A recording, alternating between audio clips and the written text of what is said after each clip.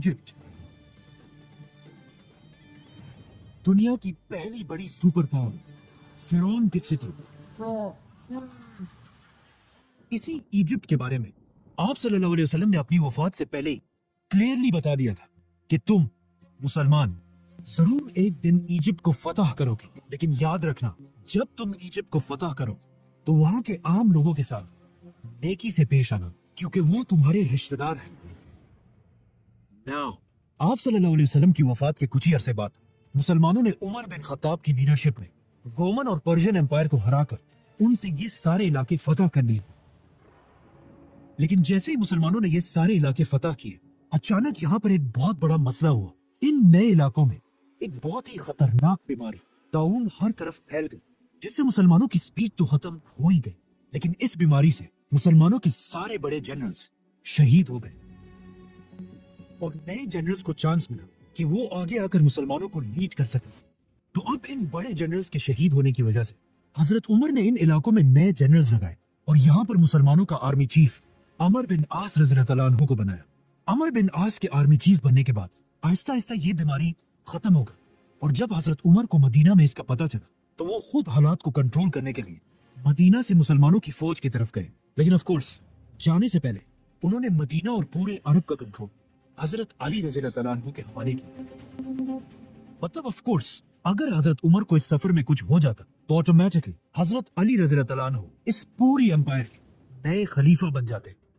जैसे ही हजरत उमर सीरिया पहुंचे, वहां उनकी मुलाकात नए आर्मी चीफ अमर बिन आस से हुई और उन्होंने खलीफा उमर के सामने एक नया जबरदस्त प्लान रखा कि अब हमें रुकने की बजाय एक नई दुनिया की तरफ जाना चाहिए, इजिप्ट। पर वही इजिप्ट क्यों? मुसलमान तो रोमन एम्पायर के कैपिटल की तरफ भी जा सकते थे, क्योंकि इजिप्ट कोई आम इलाका नहीं था और पिछले हजारों साल से इजिप्ट दुनिया के सबसे रिच इलाकों में से एक था, जिसकी ताकत को कुरान में भी बार बार एक्सप्लेन किया गया है। लेकिन आखिर इजिप्ट इतना पावरफुल बना कैसे? आज से 5000 साल पहले दुनिया के हालात कुछ ऐसे थे कि दुनिया की सबसे इंपॉर्टेंट चीज सिर्फ एक ही थी, पानी।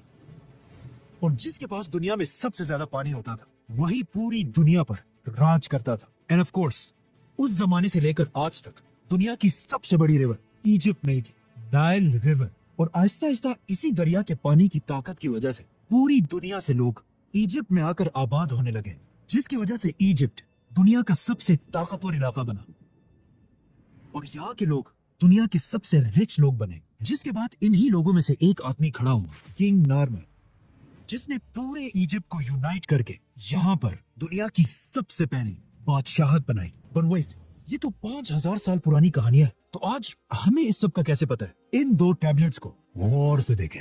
आज तक आपने जिंदगी में जितनी भी इजिप्शियन राइटिंग्स देखी, उन सब में दुनिया की सबसे पुरानी इजिप्शियन राइटिंग्स यही दो टैबलेट्स हैं, जिसमें किंग नार्मर को क्लियरली देखा जा सकता है।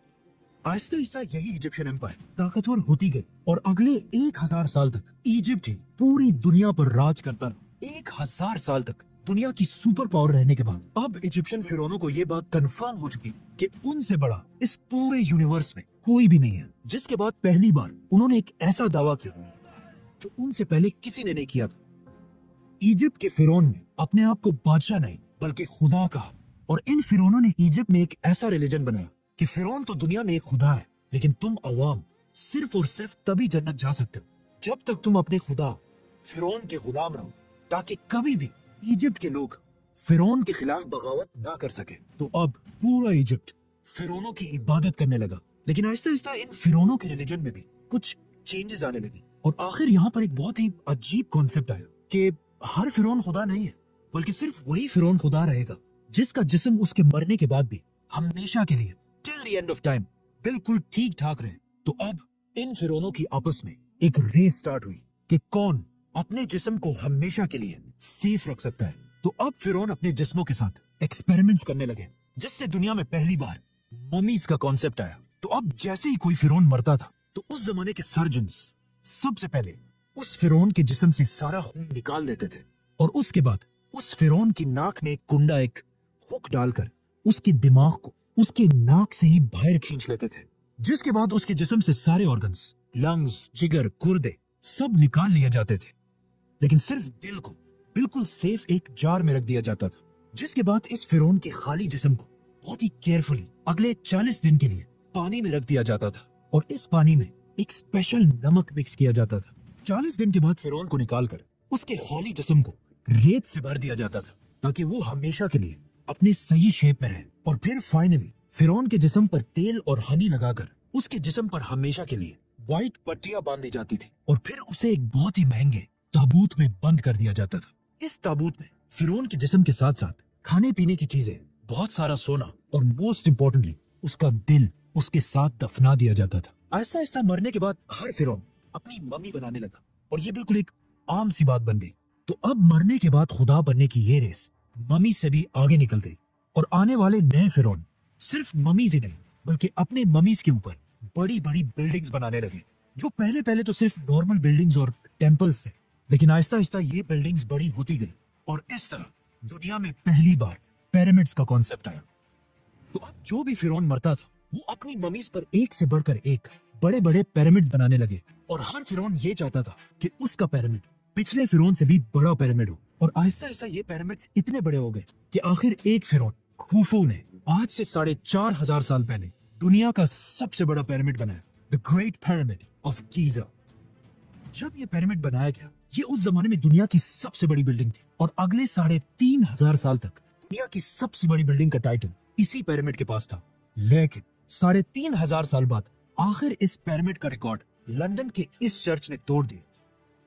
लेकिन ये चर्च भी ज्यादा अरसा अपनी जगह पर खड़ा नहीं रह सका और इसके गिरते ही पिरामिड दोबारा दुनिया की सबसे बड़ी बिल्डिंग बनी। लेकिन आने वाले वक्तों में आईफल टावर और बाकी बिल्डिंग्स ने पिरामिड्स का ये रिकॉर्ड तोड़ दिया। आज दुनिया की सबसे बड़ी बिल्डिंग बुर्जुल खलीफा है, वी ऑल नो दैट, जिसकी हाइट तो सबसे ज्यादा है, लेकिन वजन के हिसाब से अगर 12 बुर्ज खलीफा को मिला लिया जाए तब भी ये एक पिरामिड ज्यादा भारी है। मतलब ये पिरामिड इतना बड़ा है कि इस पिरामिड के अंदर 2000 बड़ी बड़ी ट्रक्स आसानी से पार की जा सकती है। नाउ सारे फिरौन ये पिरामिड्स तो बना ही रहे थे, लेकिन इन पिरामिड्स को बनाते हुए उन्हें इस बात का पता नहीं चला कि इनको बनाने के लिए बहुत ज्यादा पैसा खर्च होता था। इसीलिए ये पिरामिड आज दुनिया का सबसे बड़ा पिरामिड है और इस पिरामिड के बाद आने वाले पिरामिड्स का साइज आहिस्ता आहिस्ता छोटा होने लगा। और सिर्फ पिरामिड्स ही नहीं बल्कि इन पिरामिड्स की वजह से पूरी इजिप्ट की इकोनॉमी भी कमजोर होने लगी और हजारों साल में पहली दफा ऐसा लग रहा था कि फाइनली इजिप्ट अपने सुपर पावर होने का टाइटल खो देगा।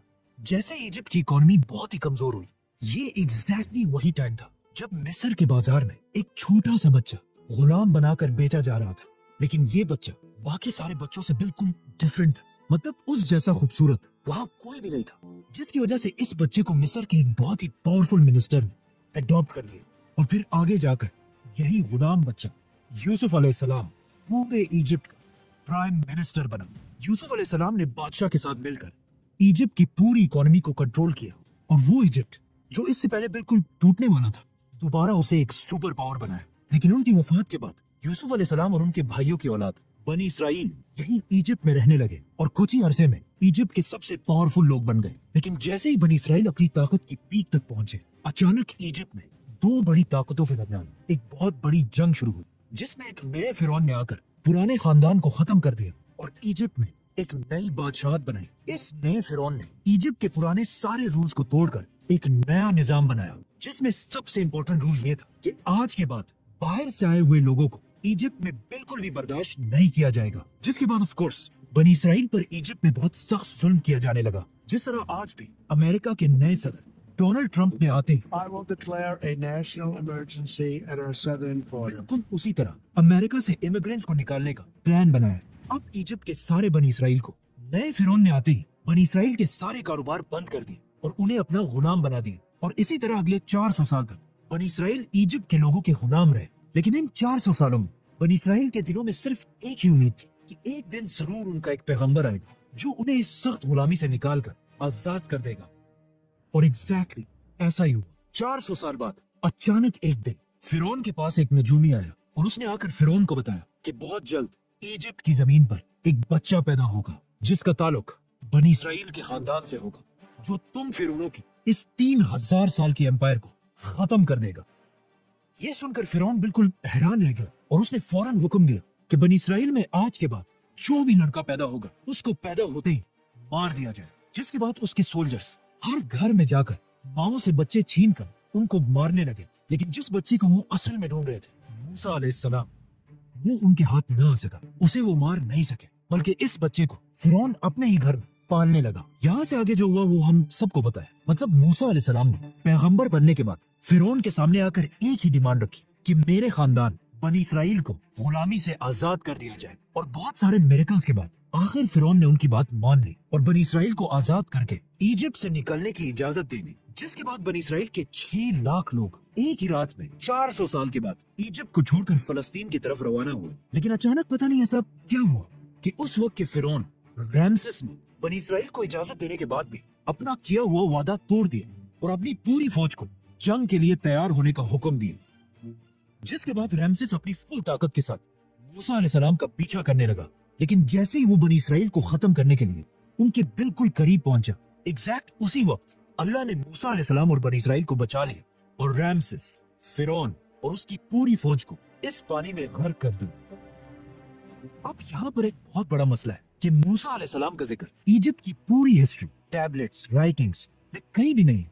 मूसा अलैहिस्सलाम की स्टोरी हमें सिर्फ बाइबल और कुरान में मिलती है। लेकिन एक चीज हिस्ट्री और इन आसमानी किताबों में कॉमन है। मतलब आज दुनिया का हर हिस्टोरियन इस बात को मानता है कि मूसा अलैहिस्सलाम के दौर के फिरौन रैमसेस के मरने के बाद इजिप्ट कभी भी दोबारा अपने पैरों पर खड़ा नहीं हो सका। मतलब मूसा अलैहिस्सलाम ने सिर्फ एक फिरौन को नहीं बल्कि इजिप्ट के पिछले 3000 साल की हुकूमत को हमेशा के लिए खत्म करने की शुरुआत की थी। रैमसेस इजिप्ट का आखिरी बड़ा फिरौन था जिसने अपने आप को और अपनी पूरी फौज को अपने गुरूर की वजह से खत्म कर दिया था। जिसके बाद पूरी दुनिया को यह समझ आ गई कि फिरौन कोई खुदा नहीं बल्कि सिर्फ एक आम इंसान है। जिसके बाद यहाँ से पहली दफा इजिप्ट अपना सुपर पावर का टाइटल आहिस्ता आहिस्ता खोने लगा और यहाँ के हालात इतने खराब हुए कि आज तक इस दौर को डार्क एजेस के नाम से याद किया जाता है। जिसके कुछ ही अरसे बाद इजिप्ट के पास फलस्तीन में दुनिया की एक नई सुपर पावर सामने आई जिसके बादशाह का नाम था सुलेमान अलैहिस्सलाम। इसी तरह आने वाले वक्तों में इजिप्ट की ताकत कमजोर होती गई और इतनी कमजोर हुई कि बहुत सारी एम्पायर्स ने यहाँ पर हमला करके इसे फतह किया, जिनमें से एक बादशाह का नाम था अलेक्जेंडर द ग्रेट।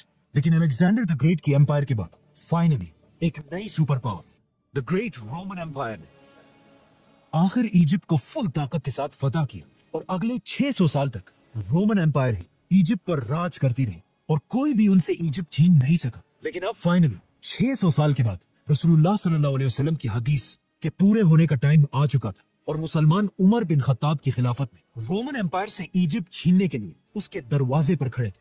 सब्सक्राइब।